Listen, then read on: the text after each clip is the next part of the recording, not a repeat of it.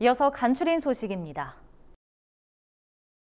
농림축산식품부가 럼피스킨병 400만 마리 분량의 백신을 긴급 도입해 전국 모든 소에 접종하고 있다고 밝혔습니다. 지난 28일과 29일 이틀간 189만 두 분량의 백신이 들어와 사전 비축 물량까지 총 243만 마리 분량을 지자체 배부했다는 설명입니다. 31일 210만 두 분량이 추가로 도착하면 1일에는 전국 모든 지자체 백신 공급이 완료될 전망입니다. 농식품부는 가용 자원을 총동원해 11월 10일까지 전국 백신 접종을 완료하겠다고 말했습니다. 그러면서 항체 형성 기간까지 추가 발생 가능성이 있으므로 소 농가는 의심 증상을 확인하는 즉시 가축 방역기관에 신고해달라고 덧붙였습니다.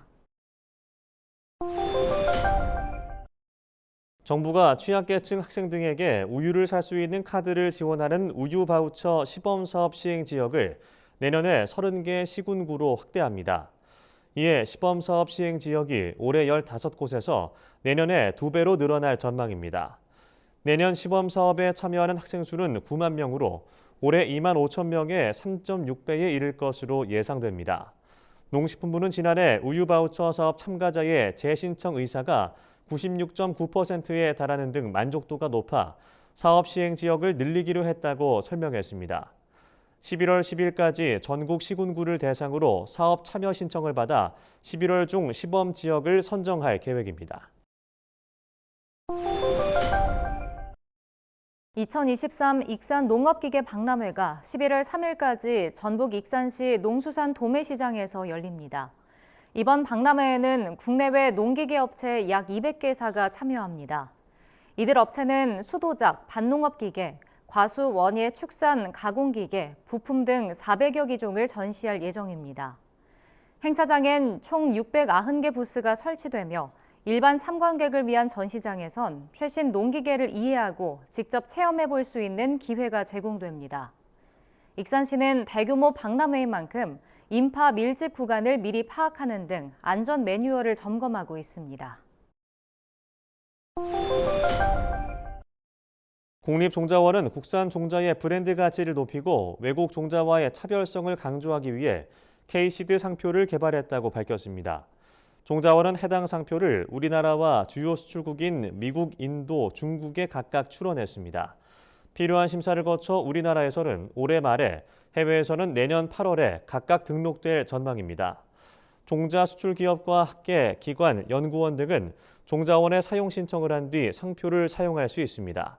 상표 사용을 위한 서류 심사와 승인은 한 달에 한 번 실시하고 최초 승인 시 3년간의 사용 기간이 부여됩니다.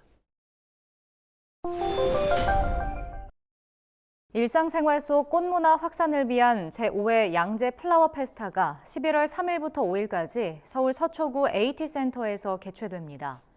이번 행사는 기후변화 위기, 탄소 중립 실현이라는 세계적 흐름 속에서 화훼 산업이 나아가야 할 방향을 제시하기 위해 지구 꽃으로 피어나다라는 주제로 다양한 프로그램이 진행될 예정입니다.